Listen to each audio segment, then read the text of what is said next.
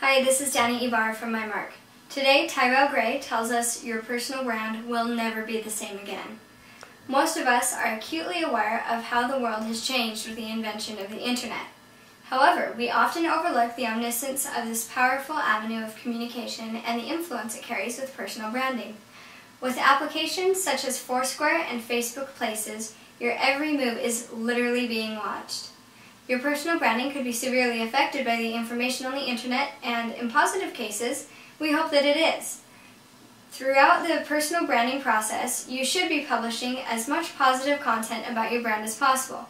However, you should also be aware of anything and everything that is less than positive about your personal brand on the internet. Don't give anyone the opportunity to question your ethical standards. A big part of controlling any negative information about your personal brand is making sure that there isn't anything to question in the first place.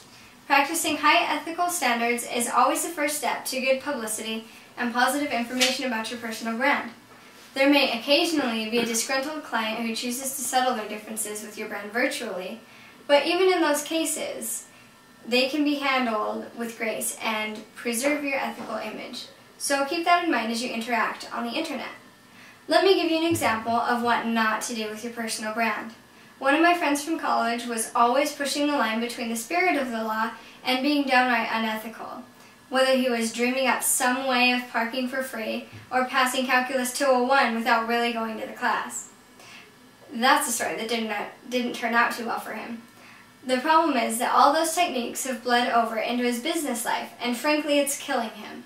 Well, it's killing his personal brand. His first problem is that he continues to push the line too far. His second problem is that the intel world is now global and the internet records everything. The first time my friend got caught pushing that line with his personal brand, his clients talked about it on blogs and YouTube and Twitter and on and on and on. The byproduct of these customer reviews was a personal brand of that guy with a good product who is not always ethical. And that was the beginning of his end. Today, you need to be aware of what personal brand you are trying to portray, who you really are, what customers you want, and how you plan on keeping them. Remember, in today's day and age, what happens in Vegas stays on Twitter, Facebook, YouTube, etc. This has been Danny Ibarra from MyMark on Your Personal Brand Will Never Be the Same Again.